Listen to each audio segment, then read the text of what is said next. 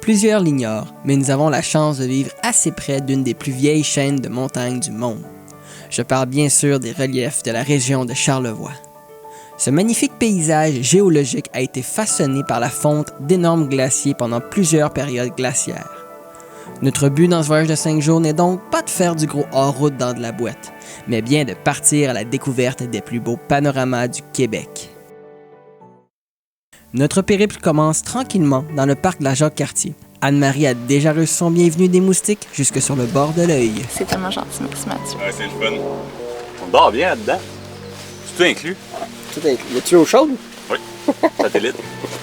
Quand on cherche un beau point de vue, on doit souvent monter en altitude. Il est important de toujours bien s'étirer avant.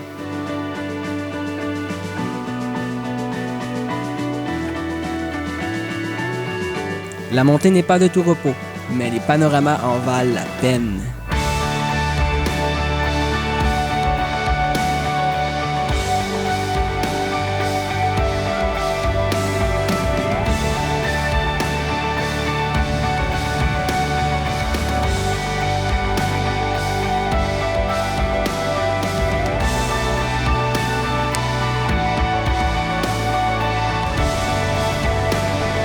Nous retournons au campement pour reprendre des forces et admirer la vallée de la Jacques-Cartier au coucher du soleil. Qu'est-ce que tu fais?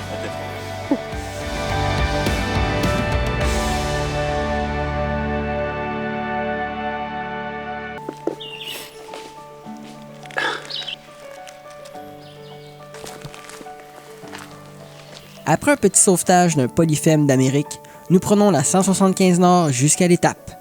Nous quittons rapidement l'asphalte pour s'enfoncer dans les chemins forestiers de Charlevoix. Les beaux panoramas ne se font pas attendre très longtemps.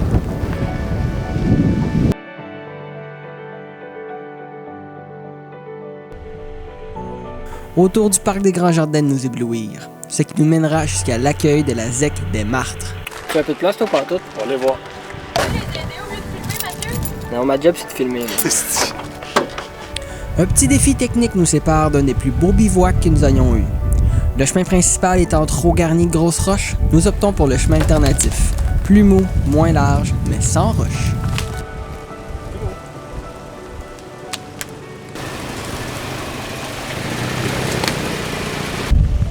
Tout se passe bien pour le FJ.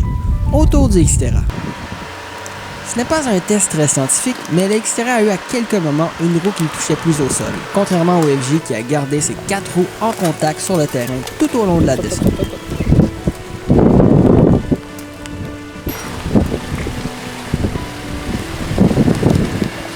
La pluie est au rendez-vous à notre arrivée, mais ça rajoutait un sentiment de quiétude.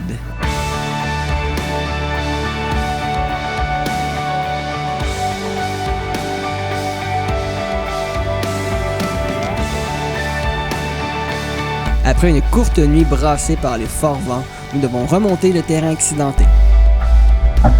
Et nous découvrirons les dommages de ce bang seulement un coup en haut.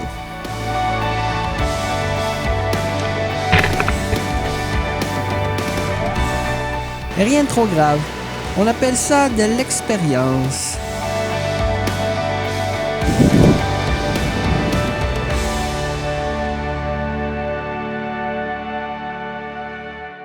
Lorsqu'on retourne à la civilisation, un petit arrêt dans un casse-croûte local semble toujours une bonne idée. Des choux? Nous quittons pour retourner en bordure du Saint-Laurent jusqu'au camping et range du Fjord. Julien a même apporté son chapeau de cow-boy pour l'occasion.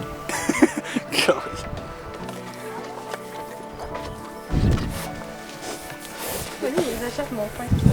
Do you want the bread or not? Après une deuxième nuit consécutive à se faire brasser par les forts vents, nous décidons de la jouer relax et allons observer la faune et la flore du Saint-Laurent au cap du Bon Désir.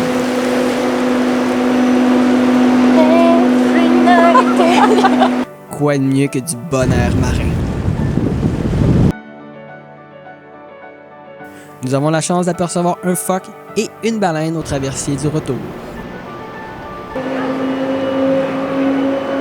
Les vents s'annoncent doux pour notre dernière nuit. Enfin, une bonne nuit de sommeil. Seul Julien fut assez courageux pour se lever aux aurores et capter ce splendide décor. pour notre dernière journée, nous décidons d'aller admirer la rivière Saguenay au quai du Petit Saguenay. Il faut ce qu'il faut pour avoir le meilleur angle possible pour une photo. Ce voyage a su démontrer une de nos plus grandes motivations à partir sur la route et hors route. Oui, décrocher de la routine, ça fait du bien. Avoir un peu d'émotion forte lors de sentiers est tout aussi agréable. Mais ce qui me motive le plus pour ma part, c'est d'aller admirer la beauté, la force et la tranquillité de la nature.